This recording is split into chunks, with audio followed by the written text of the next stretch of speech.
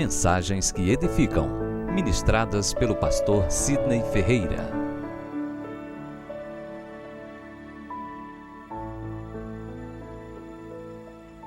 E rogue aos céus nessa hora, pelas bênçãos divinas sobre as nossas vidas. Pai querido, te rendemos graça, glorificamos, exaltamos e engrandecemos ao teu santo, maravilhoso nome, pela tua bondade, pela tua fidelidade em nossas vidas, por tua misericórdia que se renova cada manhã e pela tua benignidade que nos acompanha dia após dia e que se estende de geração a geração. Que o Senhor possa abrir o nosso entendimento, iluminar a nossa mente, para que venhamos compreender as maravilhas da tua palavra. Essa é a nossa oração, te rendendo graça, em nome de Jesus. Amém. Podeis se assentar. Eu peço aos amados irmãos que, por gentileza, abram suas Bíblias em 2 Timóteo capítulo 2, 2 Timóteo capítulo 2, versículo 15. Os irmãos encontraram? Amém? Vamos meditar um pouco na palavra do Senhor.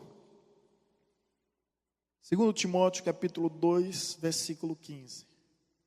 Assim está escrito: procura apresentar-te a Deus aprovado, como obreiro que não tem de que se envergonhar, que maneja bem a palavra da verdade. Em outra versão diz: procura apresentar-te a Deus como obreiro aprovado. Aqui diz: apresentar-te a Deus aprovado como obreiro. Bem, o que realmente importa é entender que Deus está à procura daqueles que procuram estar diante dele como um obreiro aprovado. Amém? Obreiros existem muitos, porém, contudo, todavia, entretanto, no entanto, aprovado ainda existe poucos. E eu gosto dessa ênfase que nós encontramos empregada em alguns textos, onde a Bíblia diz que Deus está à procura, isso em João capítulo 4, versículo 23, 24, que Deus está à procura dos verdadeiros adoradores. Logo, subentendemos que se Deus está à procura dos verdadeiros adoradores, é porque existe adoradores que não são verdadeiros, são adoradores falsos.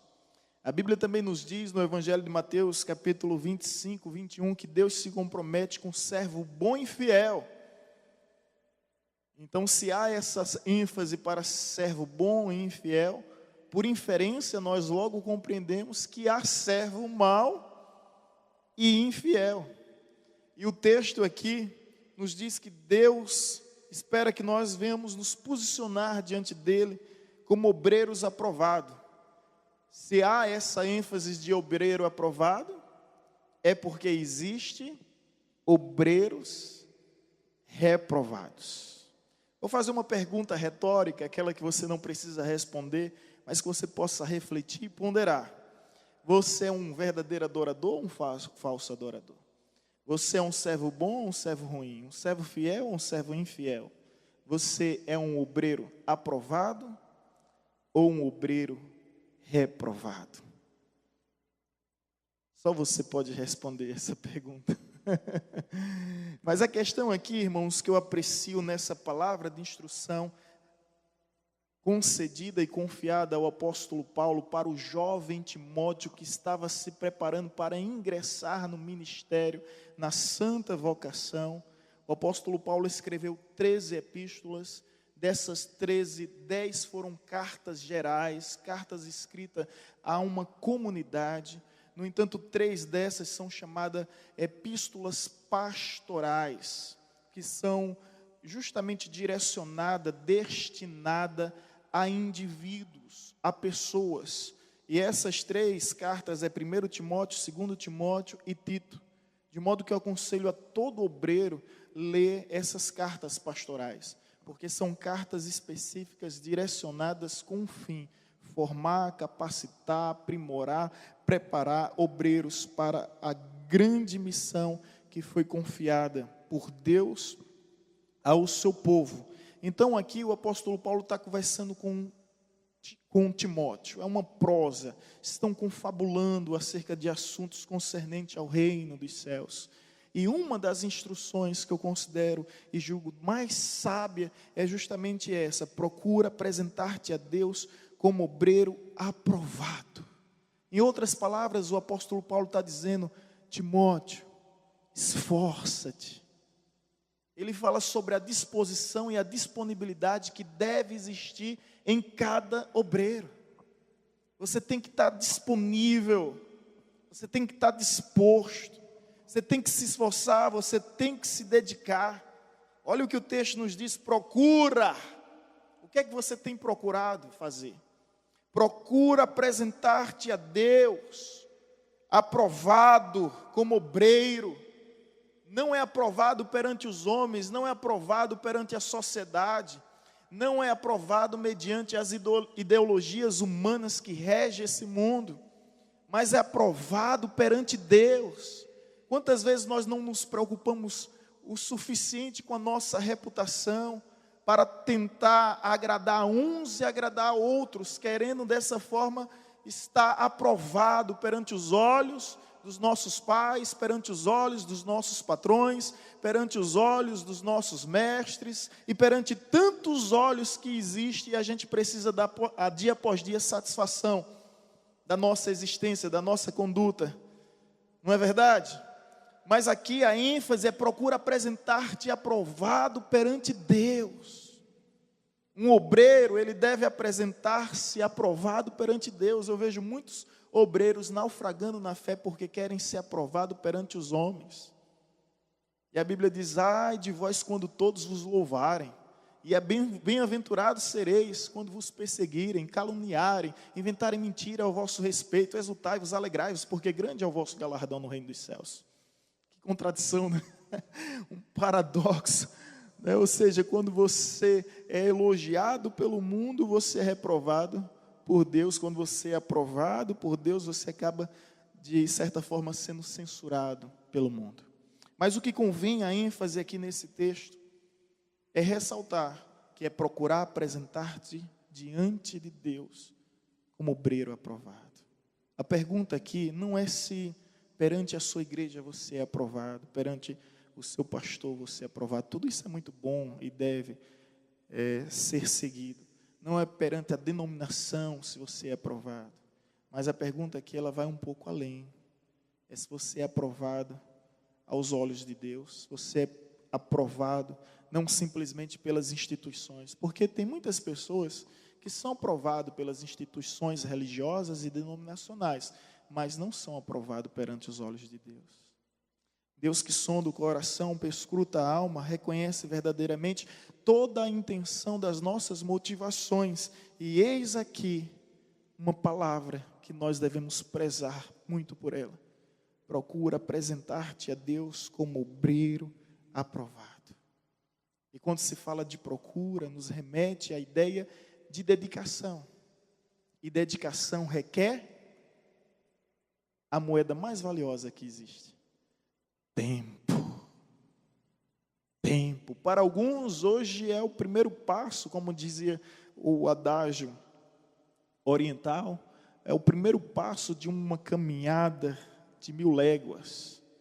Mas para chegar ao fim, é preciso desse primeiro passo.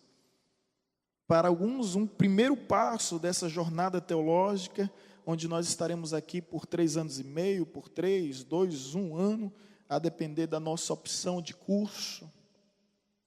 Mas é uma longa caminhada que requer tempo. Requer tempo. Eu brinquei logo no início dizendo que alguns vão se formar e vão se tornar teólogos. Outros vão desistir e vão dar até logo. Eu espero que você não seja daqueles que vá dar até logo. Mas o maior motivo, o maior fator, sabe qual é? Tempo. Pastor, desisti do curso porque não tenho tempo. Pastor, precisei mudar de curso porque não tenho tempo. Se há algo que a vida me ensinou é que tempo é questão de preferência e a gente sempre prioriza as nossas preferências. A gente sempre encontra tempo para aquilo que verdadeiramente importa para as nossas vidas. Portanto, busque esse tempo na consciência de que esse tempo é tempo de preparamento, de preparação, de aperfeiçoamento. E deixa eu te dizer uma coisa, se você puder anotar, anote e nunca esquece. Nenhum tempo de tratamento é tempo perdido. Escuta só, nenhum tempo de tratamento é tempo perdido. Você não está perdendo tempo, você está ganhando tempo.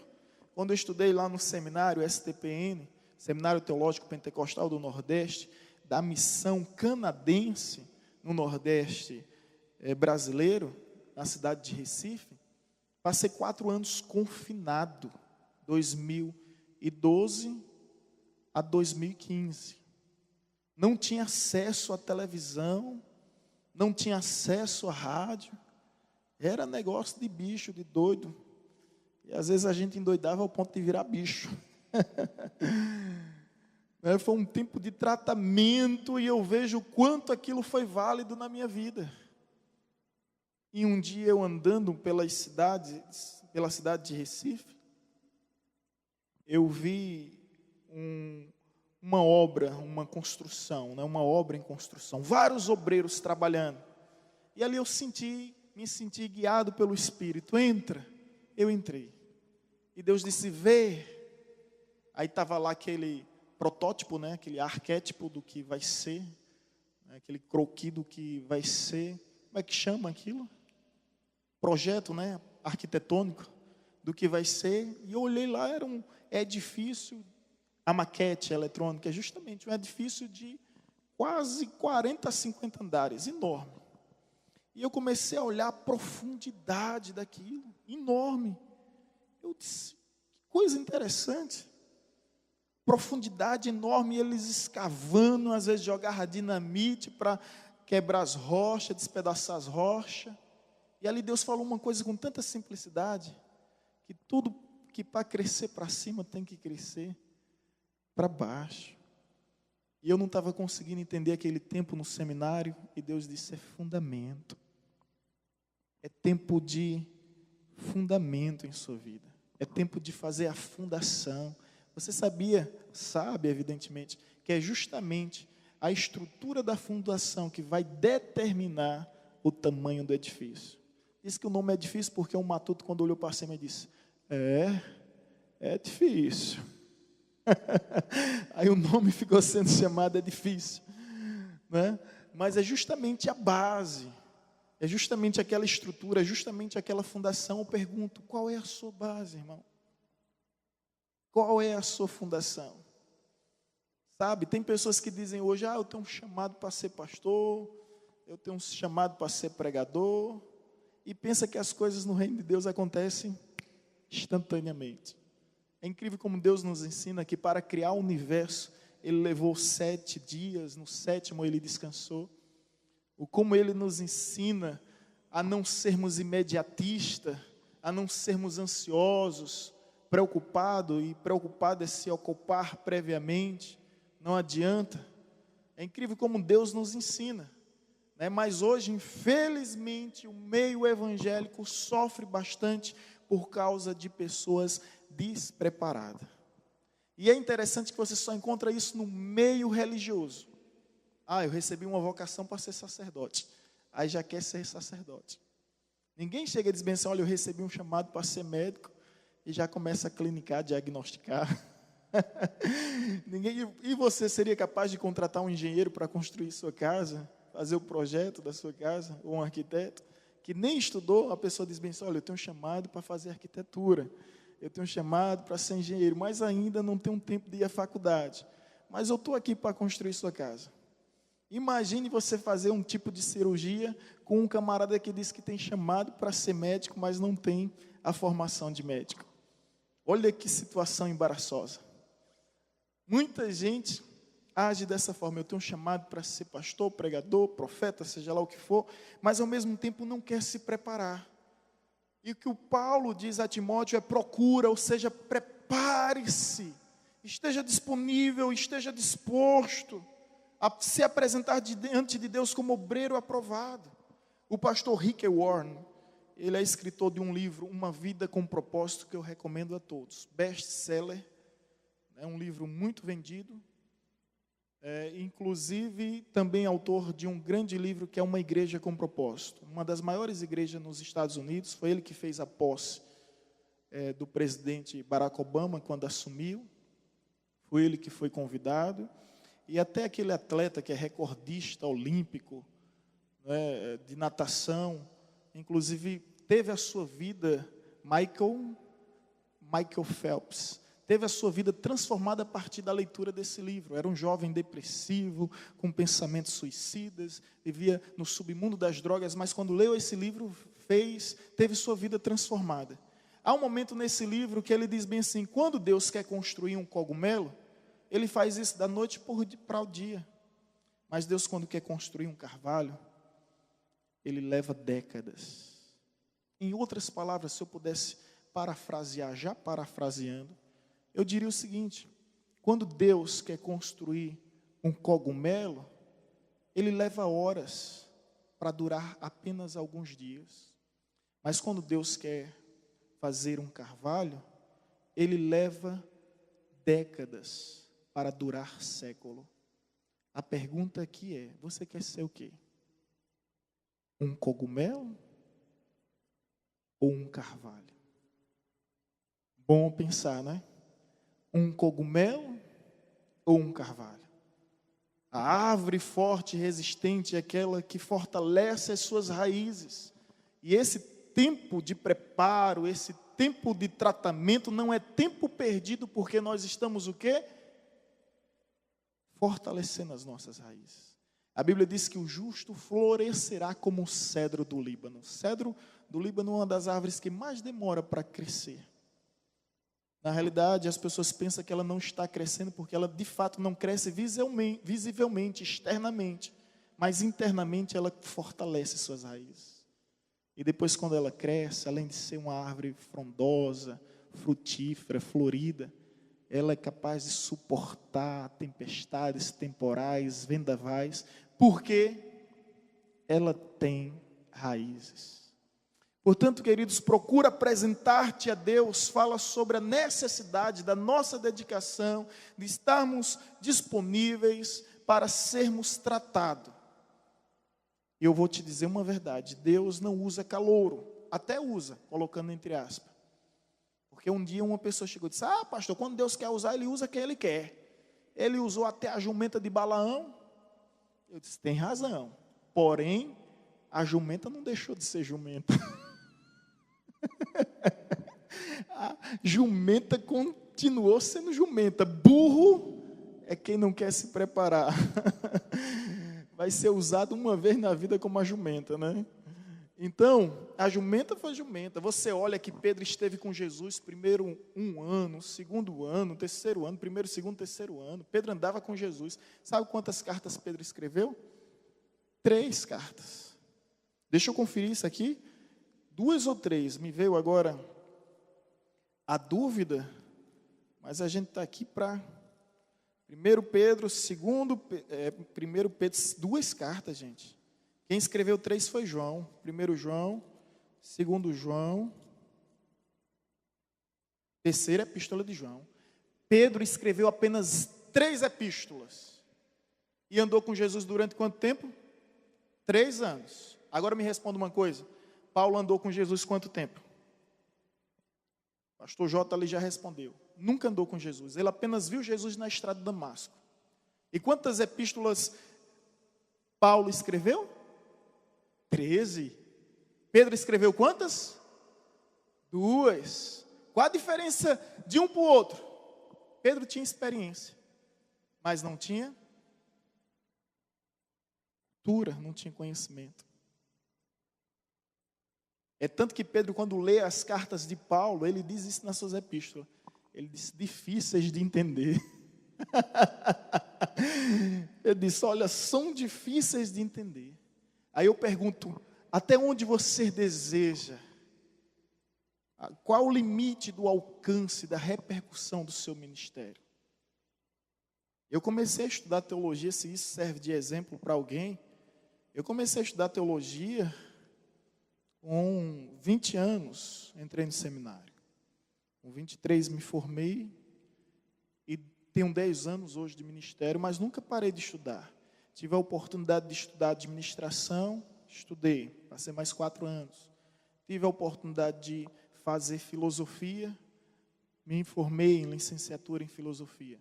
Tive a oportunidade de fazer convalidação do meu diploma perante o Ministério da Educação e Cultura, o MEC, fiz convalidação.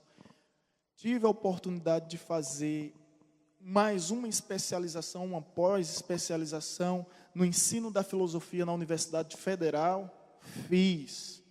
Tive a oportunidade de fazer o vestibular aqui em arqueologia, conseguimos aprovação, fiquei um semestre, não deu para conciliar, era diurno o tempo, e tempo integral praticamente, só ficamos um semestre. E agora, esse ano, estamos indo para Orlando fazer o mestrado. Serão 15 dias em dezembro de 2017 e 15 dias de dezembro de 2018. Procurando o quê? Porque quando a gente, procurando me aperfeiçoar. Porque quando a gente para de aprender, sabe o que é que acontece? A gente para de crescer. E se há algo no reino de Deus que nunca deve parar, é o crescimento.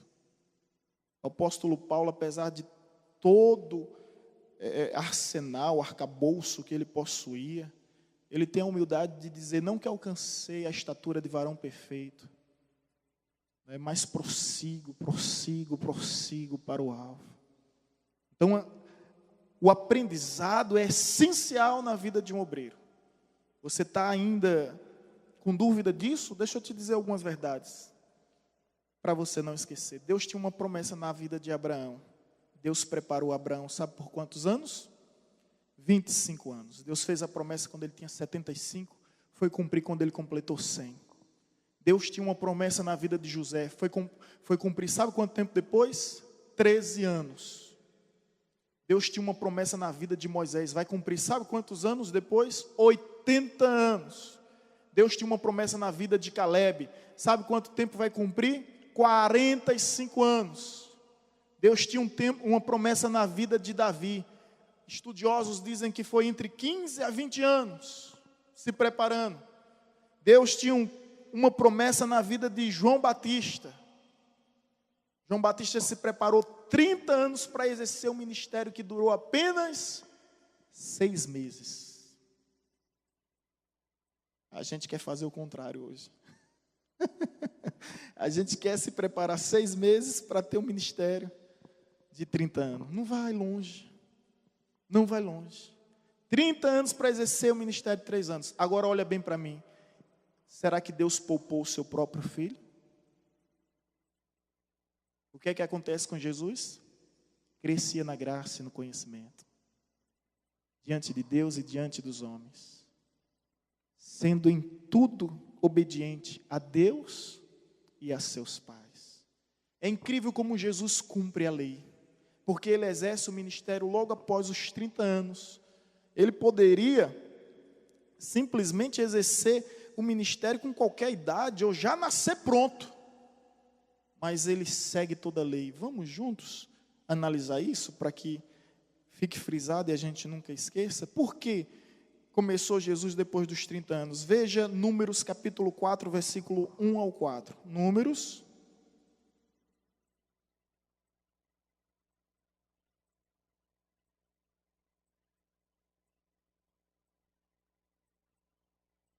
Números capítulo 4, versículo 1 ao 4. Os irmãos encontraram? Está difícil aí?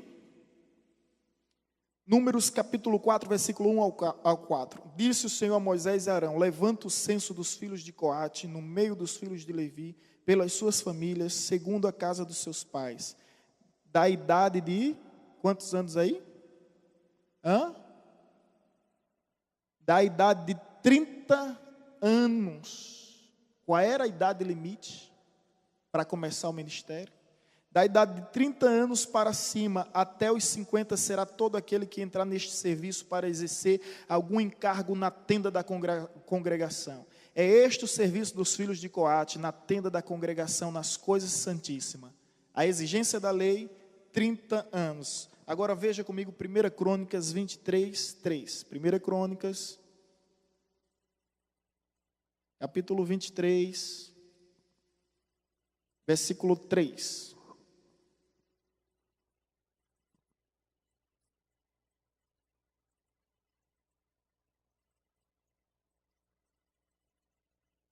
Os irmãos encontraram? Posso ouvir um amém? Assim está escrito: foram contados os levitas de 30 anos para cima, seu número contados um por um foi de 38 mil homens. Olha que detalhe. Pastor, onde o senhor quer chegar? Quero chegar que havia uma lei em relação aos sacerdotes, que somente os homens da idade de 30 anos poderiam assumir esse chamado. E Deus não passou a mão no seu filho. Deus não utilizou dos artifícios do jeitinho brasileiro. Não, meu filho, você vai. Quando ele está diante de João Batista, eu não sou digno de desatar suas sandálias. E aquilo é interessante, irmãos, porque na antiguidade existia uma máxima que dizia: o servo, ou melhor, o discípulo deve fazer tudo para o seu mestre, assim como um servo faz tudo pelo seu senhor, exceto desatar as sandálias, porque era muito humilhante. Quando João Batista fala aquilo, não é aleatoriamente, não. Existia essa máxima, inclusive está escrito no Talmud: um discípulo deve fazer tudo para o seu mestre, assim como o servo faz tudo para o seu senhor, exceto desatar as sandálias, por ser algo tão humilhante. Aí João Batista diz: eu não sou digno de desatar as sandálias dos teus pés. Aí Jesus diz o quê? Para que se cumpra a lei, para que se cumpra a vontade de Deus. E Jesus foi um grande obreiro e um obreiro aprovado. E se Deus preparou o seu próprio filho, por que você acha que não precisa ser preparado? Portanto, irmãos, esteja disposto e disponível a aprender, porque não pode se levantar para ensinar quem ainda não aprendeu a sentar para aprender. Quem ainda não sentou para aprender. A verdade aqui diante dessa palavra é em que se constitui um obreiro aprovado. O tema é obreiro aprovado, mas a pergunta: o que é um obreiro aprovado? O texto nos diz. O texto nos diz. O texto nos diz. O texto nos diz duas características somente do obreiro aprovado. A primeira dela, o que é que está escrito aí? 2 Timóteo capítulo 2, versículo 15. Porque de repente eu estou falando aqui, de repente alguém está assustado: meu Deus, será que eu sou um obreiro aprovado? Meu Pai eterno, me socorre, me ajuda, valei-te, Zulif. Nós estamos aqui. Oi? Vai embora na aula inaugural, né? O que é um obreiro aprovado? O bom, pastor Rodolfo, é que o texto nos diz. O texto não revela mistério.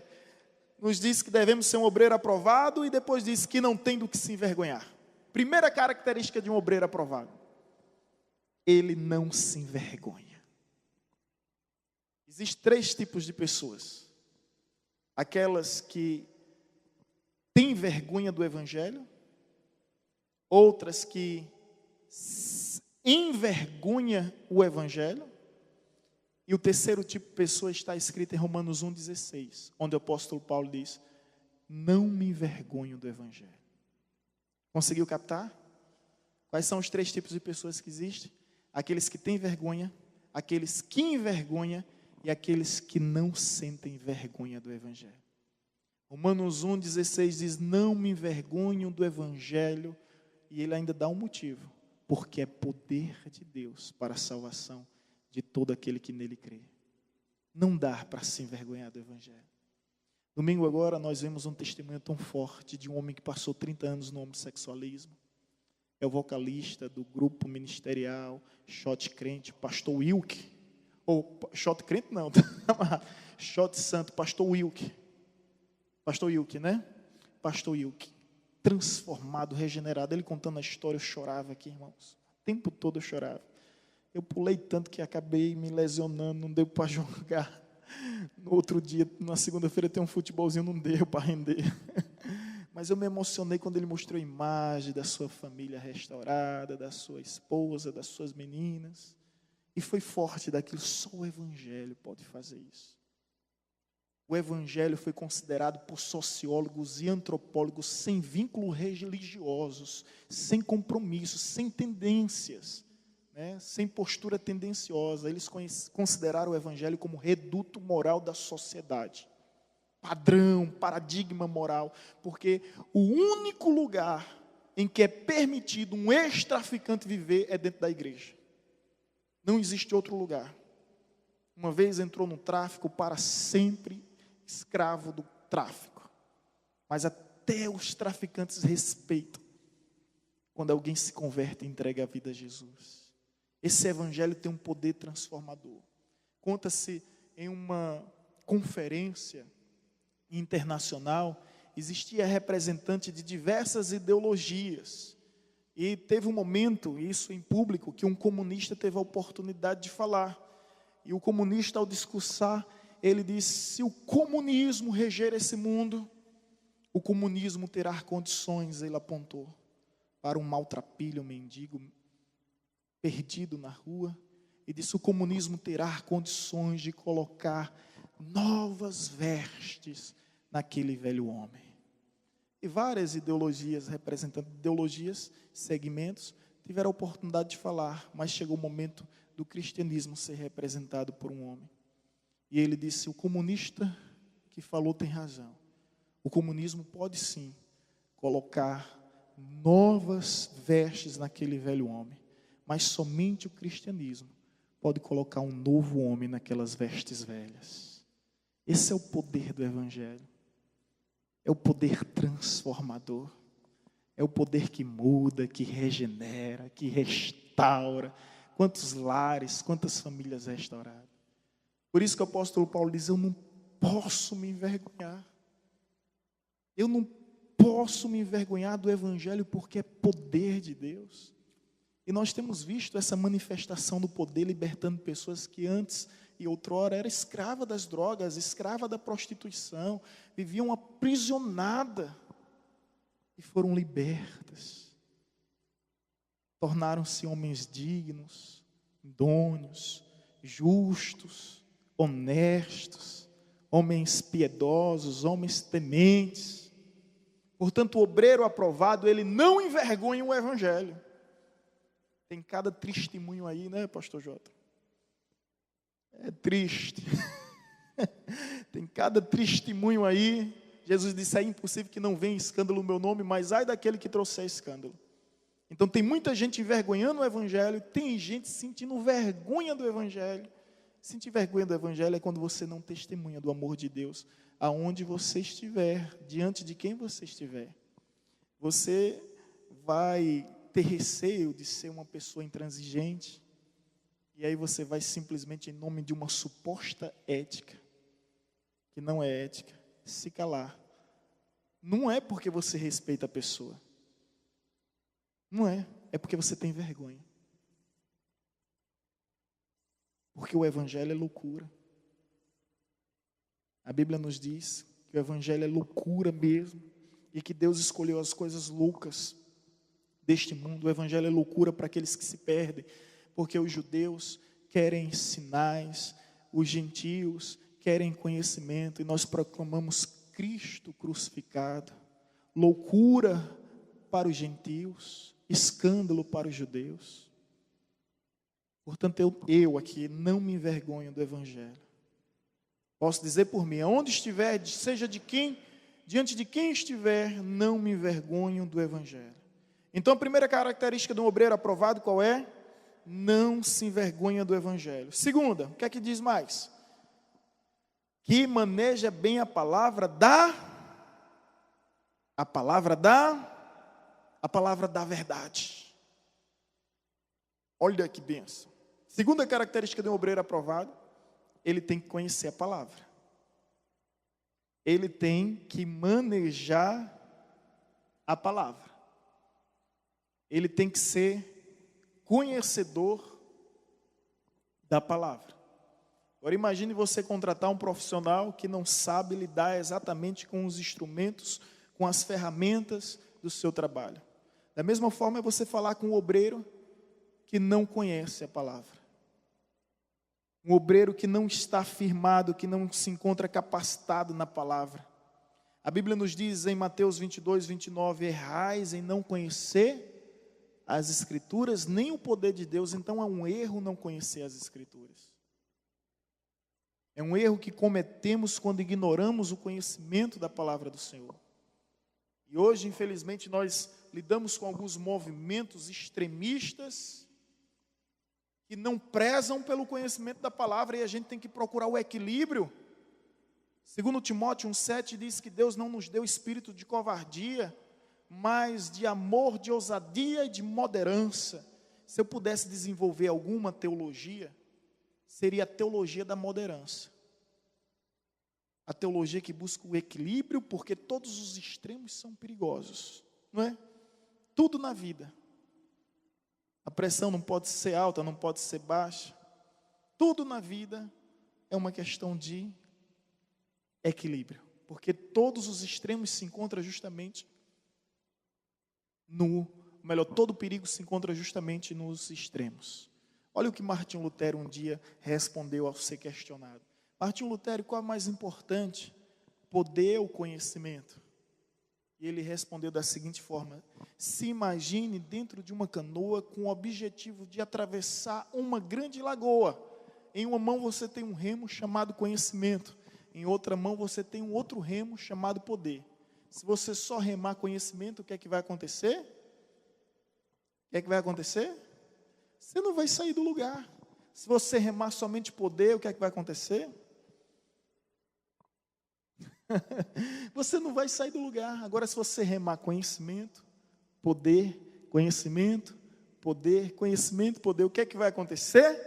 Aí sim, você vai conseguir atravessar a lagoa e chegar no seu objetivo. Olha o que o texto nos diz, Mateus 22, 29. Errais em não conhecer as Escrituras, nem o poder de Deus. O problema de muitos segmentos evangélicos são os extremos. Eu vi até um camarada contar uma história aí, né? Hilária, cômica. Ele disse que um camarada morreu e foi para o céu. Quando chegou lá no céu, o anjo começou a apresentar a imensidão das maravilhas do céu. Aí encontrou uns irmãos num coral, louvando a Deus. Aí o anjo disse, olha ali, aquele grupo ali são os batistas.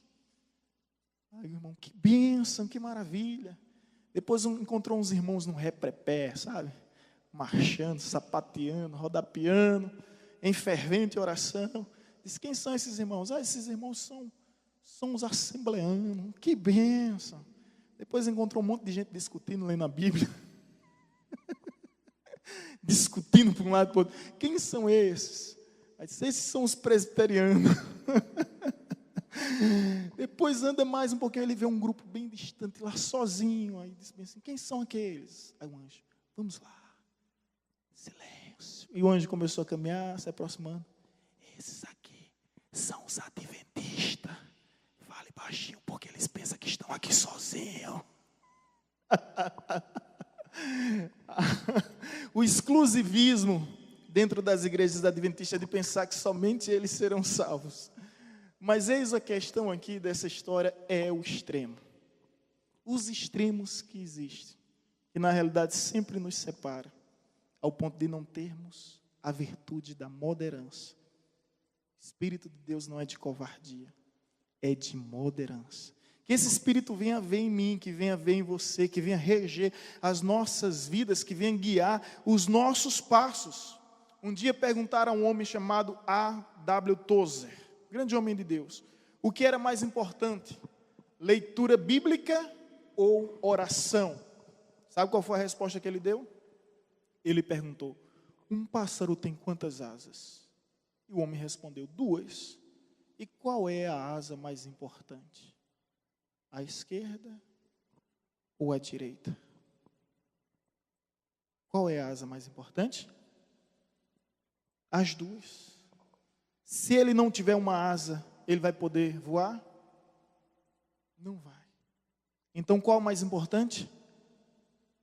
Oração ou leitura bíblica? Ambos têm a mesma importância. E a Bíblia nos ensina, não simplesmente ler, mas quando você vê João 5,39, diz: examinai as Escrituras, porque elas mesmas são o que testifica de mim. Ou seja, você encontra Cristo na leitura da palavra. Há uma diferença muito grande de você ler a Bíblia em um livro de Paulo Coelho. Você lê o livro de Paulo Coelho, ele está lá na Europa, não tem a mínima noção, né, de que você está acompanhando. Você lê um livro de diversos autores, bons autores como William Shakespeare, como tantos outros que viveram, ele simplesmente morreu, ele não vai estar presente. Mas quando você lê a Bíblia, meus irmãos, nós temos um intérprete, o autor que é um intérprete que se faz presente para iluminar a nossa mente, iluminar o nosso entendimento e revelar a vontade de Deus. Por isso que diz: examinai as Escrituras, porque ela testifica de mim. O primeiro padre, ou melhor, deixa eu retificar aqui. O primeiro pastor batista das terras brasileiras foi um padre. Você pode ler qualquer livro de história, sei do que estou falando e posso te apresentar a veracidade dessa informação. O primeiro pastor batista em terras brasileiras foi um padre que começou a ler a Bíblia sozinho. E ao ler a Bíblia sozinho encontrou Cristo. Lê a Bíblia sem a lupa da filosofia. Lê a Bíblia sem a ótica da religiosidade. Lê a Bíblia sozinho. Ele encontrou a Cristo, se converteu, se tornou o primeiro pastor batista. Entenderam? Então, o primeiro pastor batista foi um ex-padre que se converteu a partir da leitura bíblica. A segunda característica desse obreiro é essa: maneja bem a palavra da verdade. Se você quer ser um bom obreiro, se você quer ser um obreiro aprovado, duas coisas essenciais: não se envergonhe do Evangelho. Segundo, maneje bem a palavra da verdade. Agora deixa eu concluir aqui te dizendo algo muito importante. A palavra obreiro, ela vem de obra. Aquele que está envolvido com a obra, ele é um obreiro. E essa palavra, ela tem o mesmo sentido da palavra servo. Aquele que está envolvido em um serviço, ele se torna o quê? Servo. É a mesma conotação no grego, servo e obreiro.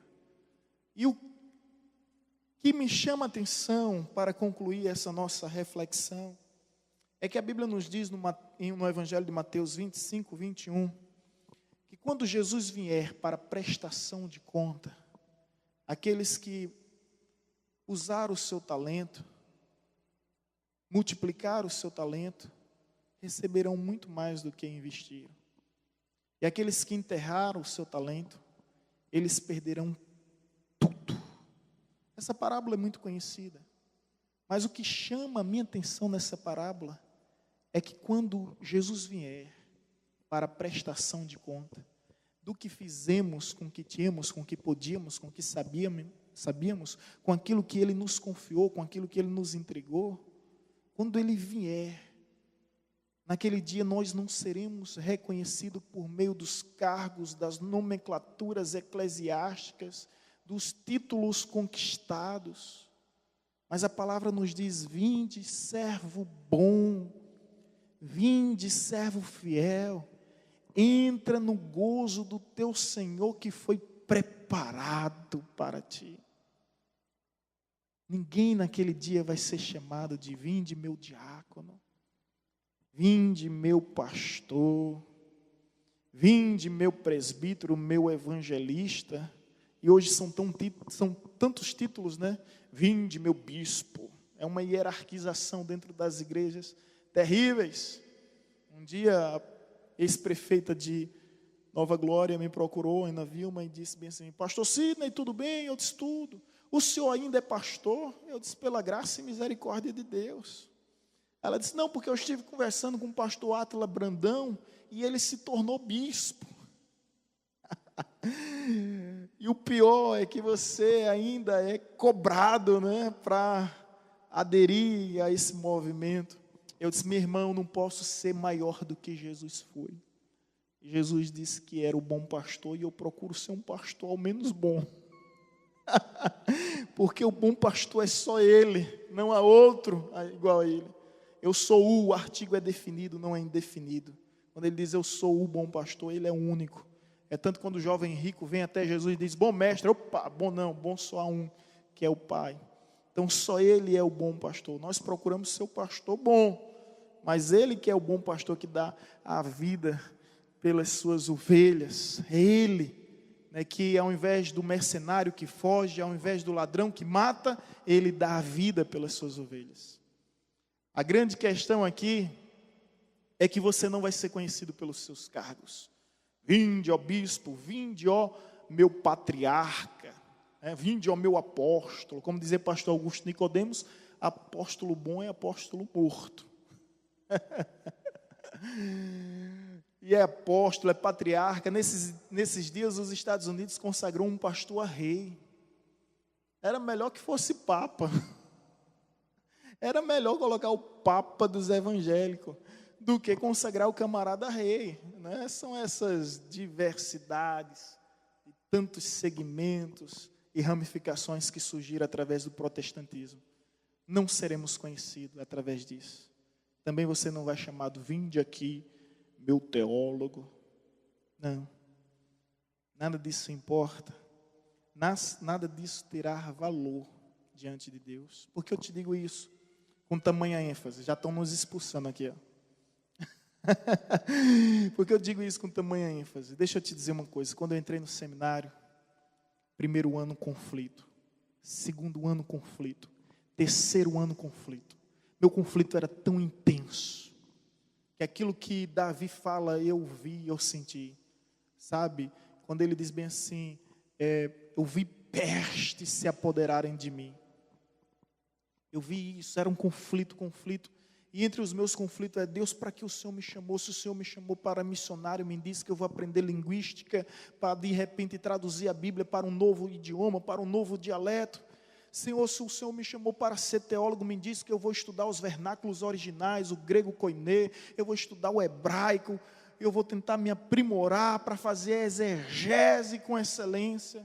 Deus, para que o Senhor me chamou, me informa para que, e aquilo gerou uma paranoia, porque alguns entraram lá e disseram, eu vou ser isso, eu vou ser aquilo, e eu fiquei em conflito. Você não imagina, eu estou falando aqui, mas você não imagina, eu chorava, amargurado. Deus, para que o Senhor me chamou, para que o Senhor me chamou, e Deus em silêncio, Deus em silêncio, Deus em silêncio, no primeiro ano, segundo ano, terceiro ano, quarto ano, na semana da formatura, Deus fala, eu te chamei para ser um obreiro aprovado. Tão simples. Estava ali escrito o tempo todo. Eu entendi quando Deus falou. Se você for ser missionário, seja um obreiro aprovado. Se você for ser teólogo, seja um obreiro aprovado. Se você for ser pregador, seja um obreiro aprovado. Se você for ser pastor, seja obreiro aprovado. Seja lá o que você for ser ou fazer, não deixe de ser um obreiro aprovado, um verdadeiro adorador, um servo bom e um servo fiel. Eu estou diante de uma geração em que eu posso dizer que eu acredito nessa geração de profetas, de homens de Deus, que não vão simplesmente passar pela história, contando história, mas vão fazer história acontecer. Eu creio isso, de todo o meu coração, com toda a força que há em mim. Até as minhas entranhas se contorcem diante da firmeza do que eu falo. Eu creio nessa próxima geração. Eu creio nisso. Se eu aqui mexer com os meus colegas, como enxadrista, eu aprendi a jogar xadrez no seminário. E eu estou aqui com 2 colegas de xadrez, que é o Braz e o Deis. Todo dia a gente joga xadrez, irmãos. Virtualmente. Tá. Esses dias, Deison ganhou uma partida de mim que eu disse, como? Braz também me surpreende sempre. Agora, eles como xadrista, eles sabem o que é que eu vou falar. Xadrez é um jogo de estratégia. Deus é o maior estrategista que há. No início, um bom xadrista começa com os peões. E ele vai colocando os peões na frente. Vai colocando os peões. E os oficiais, as peças mais valiosas, mais importantes, mais poderosas, ele deixa para o fim do jogo. Elas serão simplesmente letais. O poder delas é fatal. Não é assim? Estou errado? A gente vai juntando as peças lá, formando um jogo estrategicamente. Tem o Williams ali que é um excelente jogador de xadrez também. Deus não é diferente.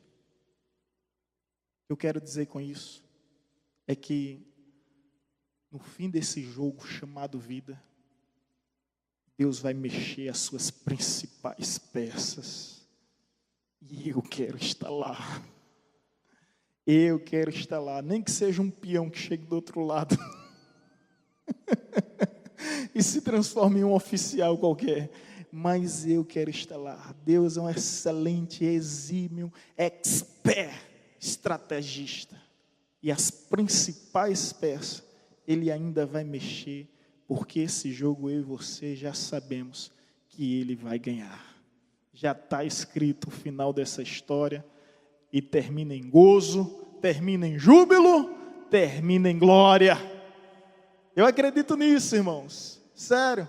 Eu acredito que Deus vai levantar homens como um Paulo, homens como um Pedro, homens cheios do Espírito Santo. A história que nos foi contada aqui foi maravilhosa, mas eu creio que vamos escrever uma história ainda diferente. Não é possível, quando eu olho para o futuro, a minha compreensão escatológica não é pessimista, apesar de tantas barbáries que estão escritas, preditas e previstas que ainda vão acontecer, mas eu creio que Deus derramará do seu Espírito sobre toda a carne, que a sua glória encherá toda a terra, e que Ele há de levantar os seus profetas, arautos e atalaias, que não se calarão, mas profetizarão a sua glória, o seu poder, a sua justiça e as suas maravilhas. Eu creio que o último grande avivamento ainda está para acontecer. Será uma era de apostasia? Será uma era de esfriamento? Será uma era de engano? Será uma era de tragédia? Também será uma era de apostasia, de desvio?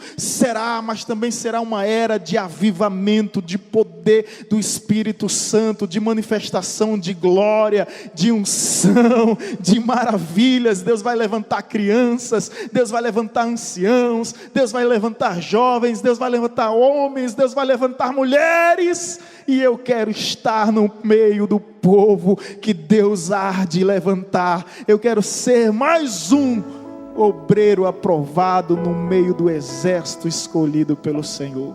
Amém?